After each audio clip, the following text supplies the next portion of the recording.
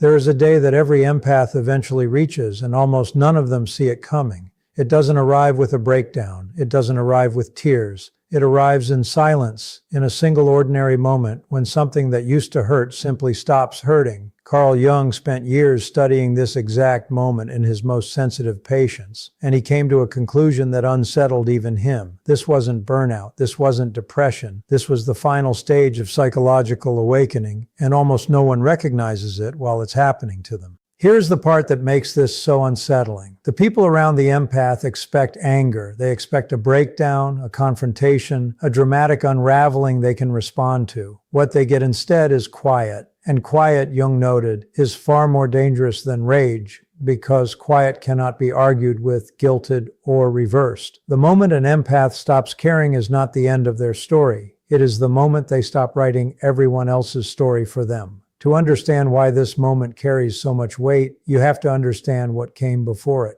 Jung documented a very specific type of person across his clinical work, someone whose nervous system didn't just notice emotion in a room, it absorbed it. These weren't people who felt things a little more than others. These were people who walked into a house and instantly knew who was angry, who was hiding something, and who needed to be managed before the evening fell apart. They didn't choose this. It was simply how they were built. Jung called them the emotional shock absorbers of every system they belonged to, not metaphorically, literally. Families ran their conflicts through them. Partners offloaded their instability onto them. Friends treated them as a place to put every unprocessed feeling they didn't want to carry themselves. And the empath did what they had always done. They absorbed it. They processed it. They handed it back softer, calmer, easier to live with so that everyone else could keep functioning. What's strange is that they rarely complained. In fact, many of them believed this was their purpose. They had been taught quietly and over years that their sensitivity existed to serve other people. Every time they swallowed their own need to keep the peace, someone praised them for it. Every time they absorbed someone else's anger instead of expressing their own, they were called mature, wise beyond their years, easy to be around. It felt like virtue. It was in fact a slow erosion of self.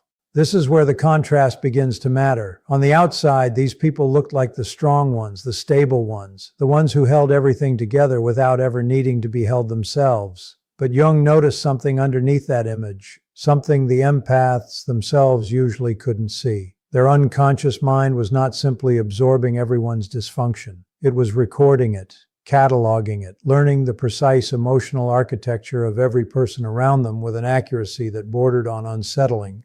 Someone who spends 15 years managing a difficult parent will eventually know exactly which sentence triggers guilt, which tone signals an incoming apology that isn't sincere, which silence means an argument is about to begin. This isn't intuition. This is pattern recognition, built from thousands of repetitions, stored quietly, used for nothing except survival. And here is what Jung found remarkable. Despite holding all of that insight, these people never used it against anyone. Not once. They simply kept giving, kept absorbing, kept explaining away behavior that, on paper, should have ended the relationship years earlier. But something was building the entire time, not conscious anger. Conscious anger can be spoken, released, resolved. This was different. This was resentment with nowhere to go. Pressure sealed inside a container never designed to hold it. And pressure, unlike anger, doesn't announce itself. It simply waits.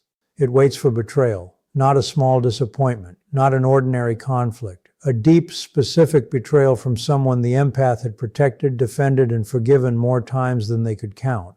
Jung tracked this pattern across dozens of case histories and noticed the same structure appearing again and again. A partner's years of dishonesty finally surfacing after the empath had spent that same span of time managing that partner's every emotional collapse. A parent's cruelty, spoken about them behind closed doors, discovered after decades spent holding that same family together. A friend's manipulation, revealed only after the empath had carried secrets that were never theirs to carry.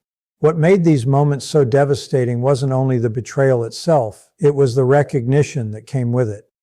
The empath realized they had seen it coming, not once, but many times.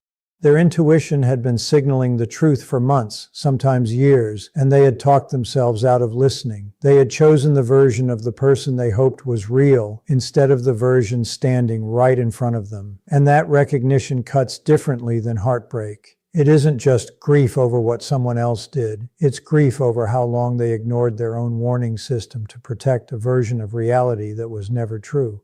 This is the moment Jung called the withdrawal of projection. For years, the empath hadn't been seeing people clearly. They had been seeing potential, goodness that hadn't been earned, innocence that had already been spent. When that projection finally collapses, something happens that almost no one expects. The empath doesn't cry the way people assume they will. They don't rage the way people brace for. Their eyes simply change, not with tears, but with clarity. For the first time in years, maybe ever, they see the room exactly as it is, without the fog of hope distorting it. And that is the day everything changes, not loudly, not with an announcement. Quietly, in a single moment no one else even notices is happening, the empath quietly begins to choose themselves. What happens next is where most people get it wrong. They assume the empath becomes cold, that the softness which used to define them simply burns off. That is not what Jung observed. The empath didn't lose their capacity to feel. They lost their obligation to perform it on demand. And the difference between those two things is the entire story. Jung called this shadow integration. Every person carries a shadow self, a part of them they've been taught to suppress because it doesn't match who they were told to be. For the empath, that shadow was never cruelty. It was self-interest, the ordinary instinct to protect their own peace instead of everyone else's. Society told them this instinct was shameful. Family systems rewarded every act of self-erasure with approval, so they buried it year after year until the shadow wasn't gone.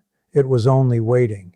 When betrayal finally forced that shadow into the light, something unexpected happened. It didn't overtake the compassion. It merged with it. The result wasn't a person who no longer cared. It was a person who now cared consciously, deliberately, on their own terms, rather than automatically for anyone who demanded it. This is the contrast Jung kept returning to in his notes. Before, the empath radiated warmth indiscriminately to anyone at any cost, regardless of whether it was reciprocated. After, they radiated something more selective, not colder, more conscious. That shift showed up first in the smallest places. A phone call from someone who only ever called when they needed something, and for the first time, it went to voicemail. A message demanding an instant response, and for the first time, it waited. A gathering that always left them depleted, and for the first time, they simply didn't go. None of this arrived with a speech or a dramatic declaration of new boundaries. The empath simply stopped showing up for the version of themselves everyone else had built their comfort around. And this is precisely what unsettled the people around them. An outburst they could have handled. Anger was familiar, met with an apology and a promise to do better, and the old cycle would reset. But indifference could not be negotiated with. There was nothing to argue against, nothing to manipulate. The empath hadn't gotten angrier. They had simply stopped being available for the role they'd been quietly assigned since childhood. Nowhere was this more visible than inside the family system. For years, the empath had been the unofficial mediator, the one who absorbed every unspoken tension at the dinner table so the meal could continue as if nothing were wrong. They translated between parents who refused to speak to each other directly. They smoothed over the sibling who always needed managing. They existed as the family's emotional glue, invisible but essential, and no one ever thanked them for it because no one ever noticed the weight they were carrying. Then, without warning, the glue stopped holding, not out of spite, simply because they had nothing left to give a system that had never once asked what it was costing them. The reaction was almost always the same. Confusion followed by accusation. What happened to you? Why are you being so distant? You used to be the one who cared. And the empath, standing in the wreckage of a role they never agreed to take on, would offer no defense, no lengthy explanation, no plea for understanding. Just a quiet acknowledgement. Yes, something changed, and it needed to. The same pattern repeated itself at work, though it looked different on the surface.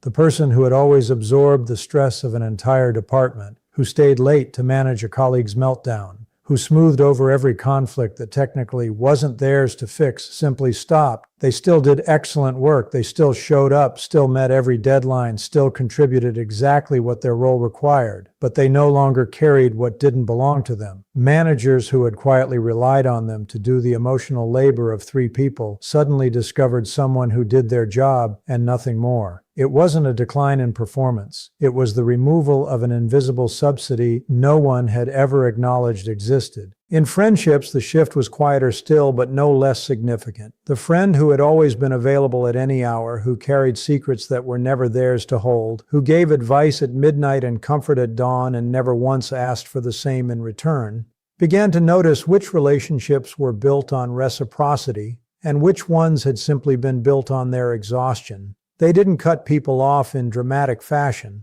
They simply stopped initiating contact with the ones who only ever reached out when they needed something. And in the silence that followed, it became obvious how many of those friendships had never really been friendships at all. They had been arrangements, and the empath had been the only one paying into them. What made this so disorienting to the people watching was the absence of cruelty in it. The empath wasn't punishing anyone or keeping score. They had simply stopped volunteering for exploitation. And to people who had built relationships around that volunteering, its absence felt like an attack, even though nothing had been taken from them except access they never earned. This is the part Jung found most striking of all. The empath still had every ounce of the perception, the sensitivity, the depth of feeling that had defined them their entire life. Nothing about their capacity to love had diminished. What had changed was the direction of it. For the first time, that capacity was being pointed inward as often as it was pointed outward, and the people who had quietly depended on it flowing exclusively toward them were the ones left disoriented by the change, because the empath hadn't quietly disappeared from anyone's life at all. They had simply stopped disappearing into everyone else's. Nowhere did this transformation land harder than in romantic relationships, because nowhere else had the empath given more of themselves for less in return. For years, they had absorbed a partner's instability, managed a partner's moods, forgiven failures before those failures had even finished happening.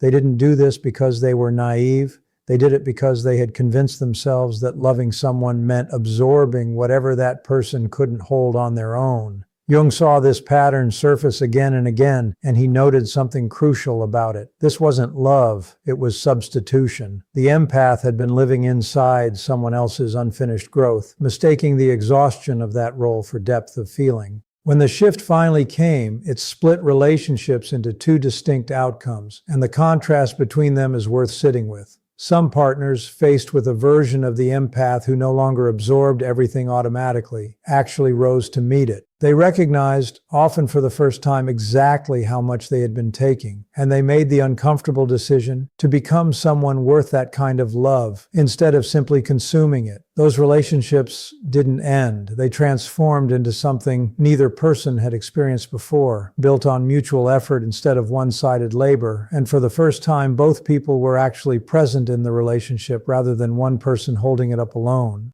Other partners could not adapt, and this is where Jung's observations turned colder, almost clinical. These partners had never actually loved the empath. They had loved the function the empath performed, the endless patience, the bottomless forgiveness, the willingness to interpret every failure as a misunderstanding rather than a pattern.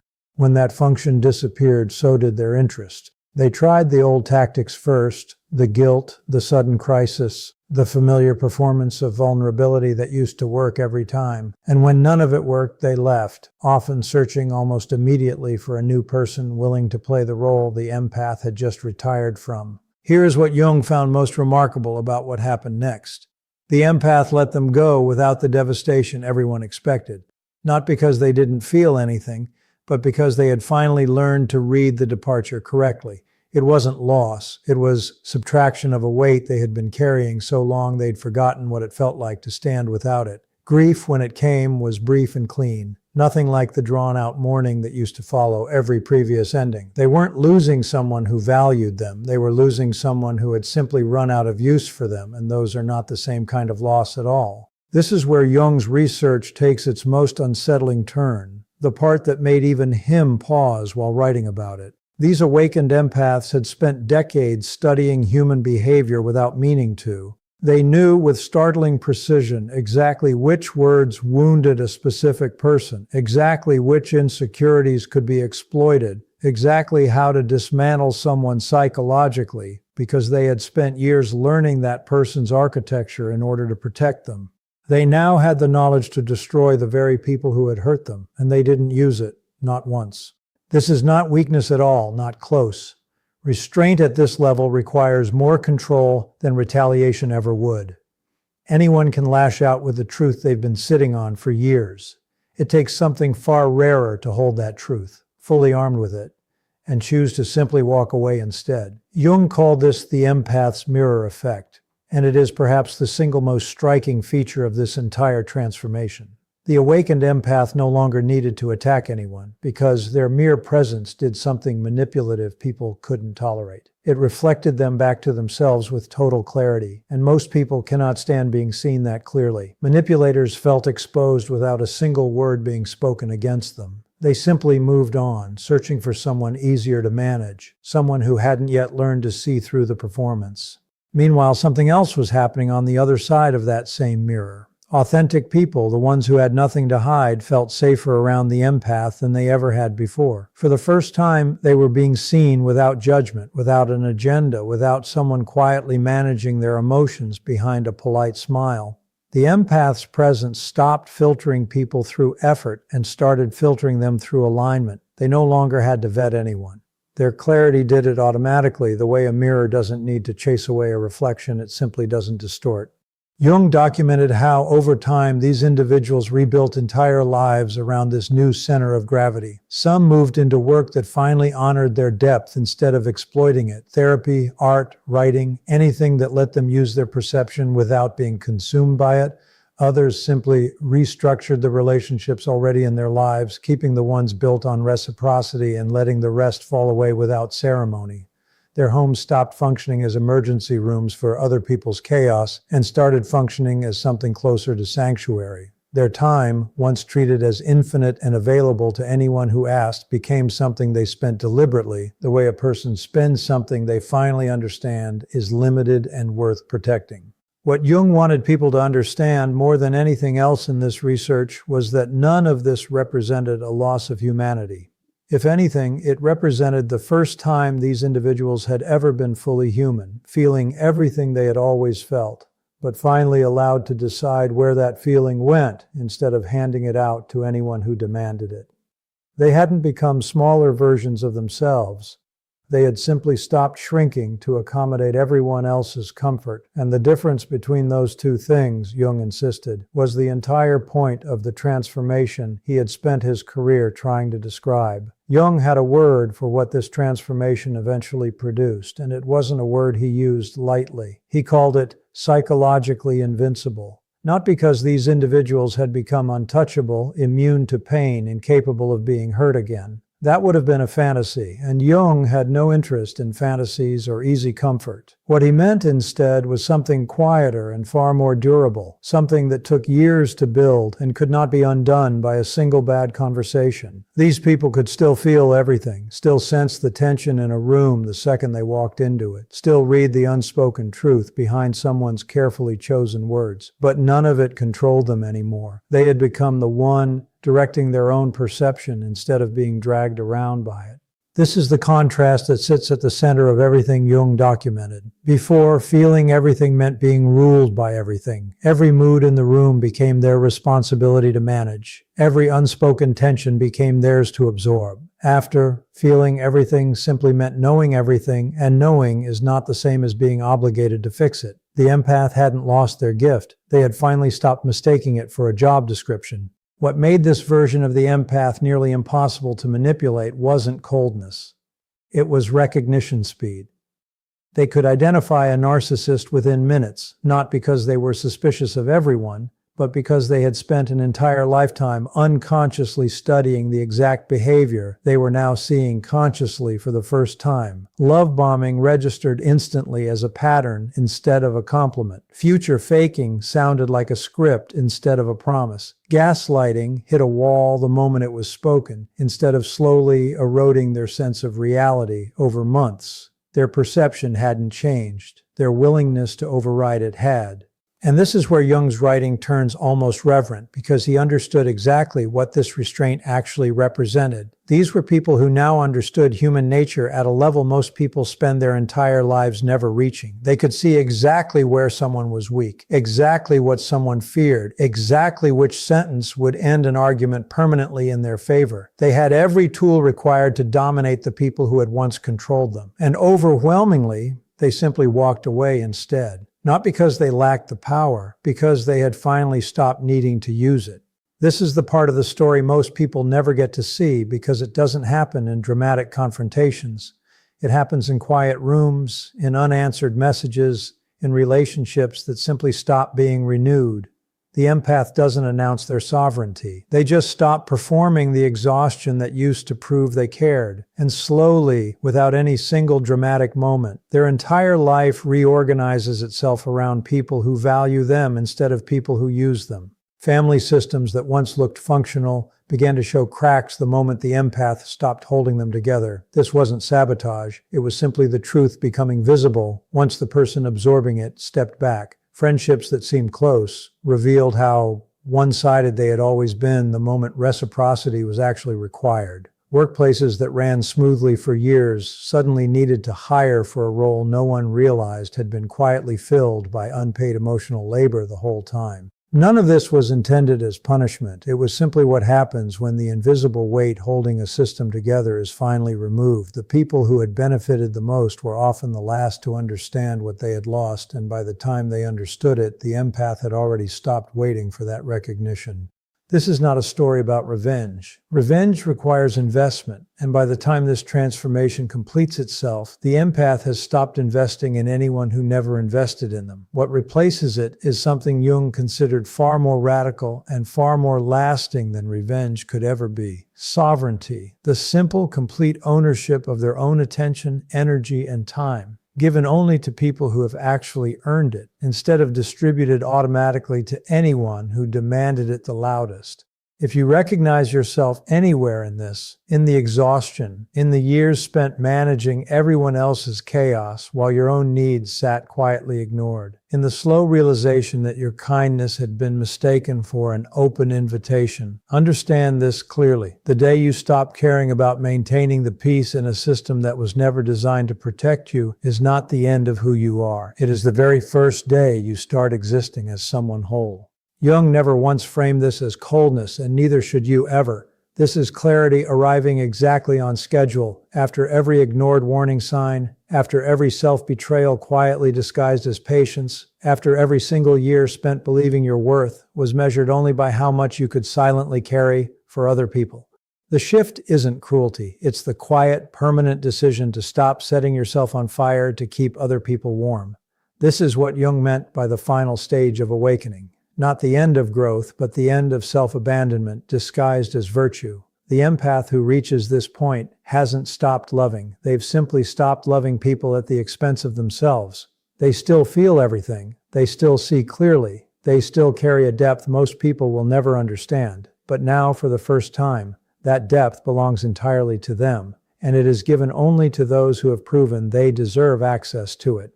The day the empath stops caring isn't a loss at all. It's the quiet, undramatic beginning of everything that comes after it. The sovereignty, the clarity, the peace that was always theirs to claim in the first place. And if you've spent years waiting for permission to finally choose yourself, this is it. You've earned it, and now at last it's yours.